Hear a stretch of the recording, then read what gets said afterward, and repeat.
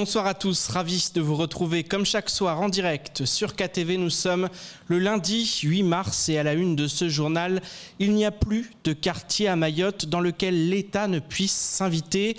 Ce sont les mots prononcés par le préfet pour marquer le lancement de la destruction du quartier Jamaïque à Koungou. Une semaine après les violences qui ont secoué la commune, les opérations ont commencé ce matin et doivent se poursuivre jusqu'à mercredi. Au total, plus de 200 cases en tôle construites illégalement vont être démolies et presque autant de familles délogées. Le point avec Ivan Rakotovao. Les engins de chantier se sont mis en marche dès 7h ce matin. Sous protection de la gendarmerie, ils détruisent une à une les cases en tôle construites illégalement et qui ont formé au fil des années les quartiers Mavadzani et Jamaïque de Koungou. Nous aurons cet après-midi cassé à peu près 40% du bidonville. Mardi, bien sûr, nous reprenons. Mercredi matin, le quartier Jamaïque de Koungou n'existera plus. Le message est très clair, il n'y a plus de quartier. Il n'y a plus de quartiers à Mayotte dans lesquels l'État ne puisse s'inviter. Au total, c'est plus de 200 cases qui doivent être détruites jusqu'à mercredi au cours d'une opération d'envergure qui mobilise d'importants effectifs des forces de l'ordre. C'est près d'une centaine de gendarmes mobiles et de gendarmes départementaux qui ont été déployés ce matin avec l'appui d'une quarantaine de fonctionnaires de la police de l'air des frontières et de la direction de la police nationale qui nous ont permis de pouvoir sécuriser les premières opérations de destruction des logements informels sur le quartier Jamaïque à côté de Koungou et du village de Koungou. Selon la préfecture, cette opération préparée depuis plus d'un mois se déroule pour le moment dans le calme. Près de 200 personnes en situation irrégulière ont été interpellées les jours précédents, tandis que les familles régularisées se sont vues proposer un logement d'urgence. Cependant, beaucoup d'entre elles ont refusé car ces solutions sont beaucoup trop loin de Koungou. Comme Nassim, français et père de 11 enfants, qui a décliné une offre à Dembéni et qui déplore un manque de dialogue des autorités. Notre pays nous rejette par lui-même. Il croit bien faire, mais il nous rejette. Moi, je les comprends très bien. Le terrain ne nous appartient pas, mais il suffit de dialoguer avec nous.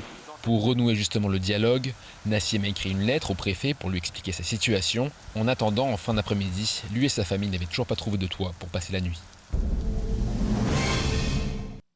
Et après la flambée de violence qui a émaillé le quartier Jamaïque à Koungou et qui aura vu plusieurs appartements saccagés dans la zone, l'heure est au relogement pour les sinistrés.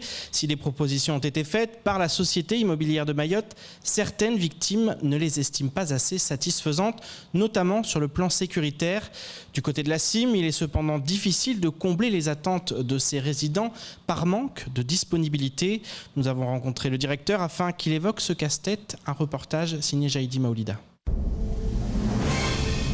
Un peu plus d'une semaine après les nuits de violence qui ont embrasé le quartier Jamaïque à Koungou, une partie des résidents dont les appartements ont été saccagés attendent toujours d'être relogés. Des propositions ont été faites, mais beaucoup ne les estiment pas satisfaisantes. Pour le directeur général de la Société immobilière de Mayotte, actuellement, les résidents n'ont pas trop le choix. On a traité les dossiers au cas par cas, donc on leur a proposé des solutions, bien entendu, de relogement. Il est vrai que beaucoup demandent à être relogés dans Mamoudzou, mais il se trouve que dans Mamoudzou Centre, on a très peu de vacances. Voilà, c'est vraiment très très tendu. On essaie de faire au mieux en fonction de ce que nous avons en disponibilité, parce que notre parc, il est quand même occupé à, je dirais, à 95%. On ne peut bien entendu pas créer des logements que nous n'avons pas.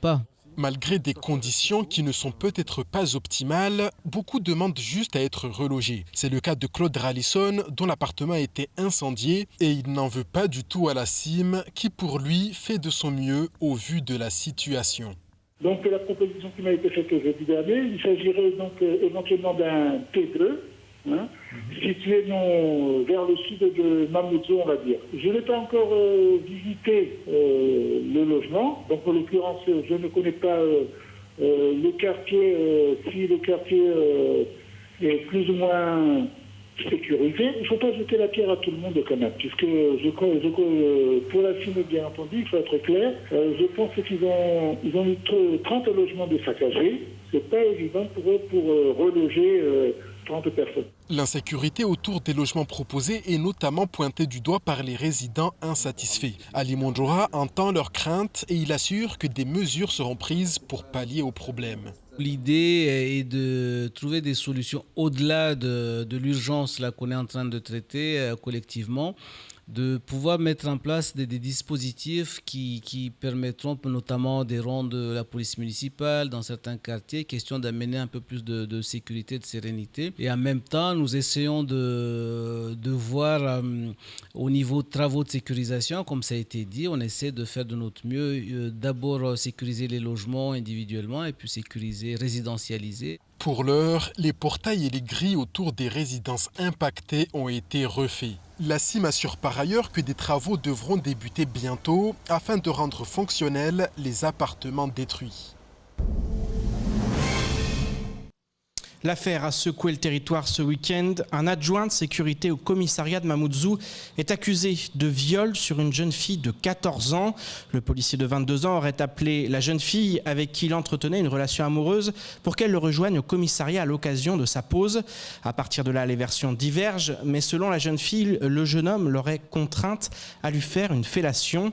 Je vous propose d'écouter Bakar Atoumani. Il évoque cette affaire qui nuit gravement à l'image des policiers de Lille.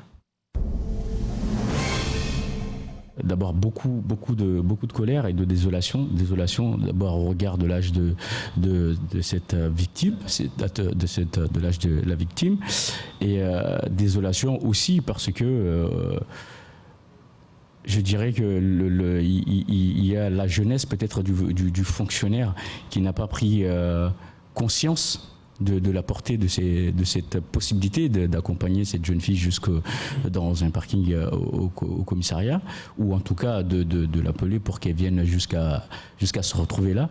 C'est une forme d'inconscience. De la colère aussi parce que ça fait déjà un petit moment que nous bagarrons pour que l'image de la police nationale ici à Mayotte et en métropole s'améliore, et encore une affaire qui vient porter l'amalgame entre ceux qui font le job correctement, donc la plus grande majorité, et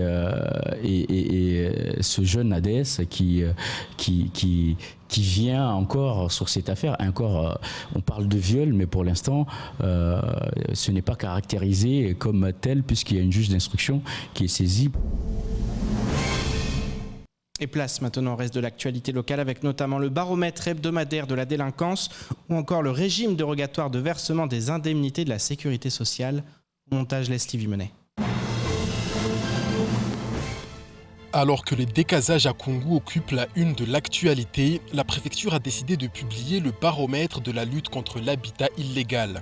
La situation de Mayotte en matière d'insalubrité, d'habitat illégal et indigne présente une gravité et une acuité particulières. Confronté à l'accroissement de l'habitat illicite qui se développe sous la pression démographique, je conduis une politique ambitieuse de lutte contre l'habitat illégal, assure Jean-François Colombet dans son communiqué. Les objectifs définis par le préfet s'établissent à 400 destructions pour le premier semestre 2021. Pour l'heure, en février, 120 cases en tôle ont été détruites et 37 personnes ont été hébergées. 99 étrangers en situation irrégulière ont par ailleurs fait l'objet d'une interpellation dans les différents quartiers d'habitat illégal. Il reste encore donc beaucoup de travail pour atteindre les objectifs, même si c'est aussi et surtout sur l'insécurité générée par ces décasages que la préfecture sera attendue. Moins 51,1%, c'est la baisse enregistrée entre 2020 et 2021 concernant la délinquance générale sur la dernière semaine de février. Des chiffres qui apparaissent néanmoins difficiles à analyser. En effet, le département vit actuellement un confinement, ce qui n'était pas le cas lors de la semaine du 22 au 28 février 2020. Quoi qu'il en soit, les autorités tiennent leurs promesses et peuvent se targuer de baisses significatives. Les atteintes aux biens ont ainsi baissé de 58,6%, à l'instar des atteintes volontaires à l'intégrité physique, moins 48,2%. La baisse est également au rendez-vous lorsque les chiffres du 22 au 28 février 2021 sont mis en perspective de la moyenne hebdomadaire en 2020. La décrue est cependant moins importante puisque pour ne prendre que la délinquance générale, le chiffre est de moins 14,5%. Des données qu'il s'agira de scruter chaque semaine, même si, comme le procureur l'a rappelé, la délinquance à Mayotte est sans doute sous-évaluée car nombreux sont ceux à ne pas ou plus déposer plainte. Un décret du 8 janvier 2021 permet à ceux étant dans l'impossibilité de travailler à cause de la crise sanitaire de bénéficier du régime dérogatoire de versement des indemnités de la sécurité sociale, mais aussi les indemnités complémentaires de l'employeur. Le décret permet d'étendre les dérogations aux conditions de versement des indemnités journalières de sécurité sociale pour les personnes étant dans l'impossibilité de travailler, mais aussi de télétravailler. Un dispositif qui ne concernera qu'une certaine tranche de la population, notamment les salariés testés positifs, les salariés vulnérables, les salariés de droit privé en arrêt pour garde d'enfants, les salariés en atteinte d'un résultat ou devant s'isoler ou encore les salariés cas contact. Il existe également plusieurs cas particuliers pouvant bénéficier des indemnités journalières dérogatoires, à l'instar des professionnels de santé libéraux, des personnes appartenant à une profession libérale ou encore les salariés soignants ou non soignants travaillant dans un établissement de santé ou un établissement médico-social. Dans un récent communiqué, les représentants CFDT de l'Agence régionale de santé ont relancé l'offensive contre la direction de l'ARS. Ces derniers assurent qu'en dépit de la crise toujours en cours, des dysfonctionnements persistent. Le syndicat met en avant la question d'une ARS de plein exercice et la mise en place d'une organisation interne répondant aux enjeux de développement sanitaire et social. Des revendications aux allures de réchauffer qui en disent long sur l'ambiance au sein de l'institution. Écoutons plutôt Anchia Bamana au micro de Léonard Audier. Force est de constater qu'aujourd'hui, l'ARS ne s'installe pas, l'ARS n'a pas tous les organes nécessaires pour optimiser son fonctionnement et pour dire aujourd'hui qu'on a une ARS fonctionnelle de plein exercice qui répond aux besoins de santé de la population de Mayotte. Raison pour laquelle donc, nous avons fait cette grève. Nous avons signé un protocole de sortie de grève en date du 3 novembre 2020. Et à ce jour, nous constatons que rien n'avance. Bien au contraire, la situation s'empire. Le dialogue social ne s'installe pas puisqu'elle refuse d'avoir devant elle les représentants du personnel, à savoir le comité d'agence et des conditions de travail. Je souhaite rappeler ici que c'est une instance très importante réglementaire. C'est comme quand on fait fonctionner une municipalité pour que les gens comprennent de quoi il s'agit. Le maire ne peut pas gérer une commune sans concertation avec ses collègues élus, à savoir le conseil municipal. Et c'est pareil au niveau de l'agence. Et c'est ainsi que s'achève cette édition. Merci de nous rester fidèles sur KTV. Je vous donne rendez-vous demain dès 19h pour tout connaître de l'actualité locale. Excellente soirée sur Quasi.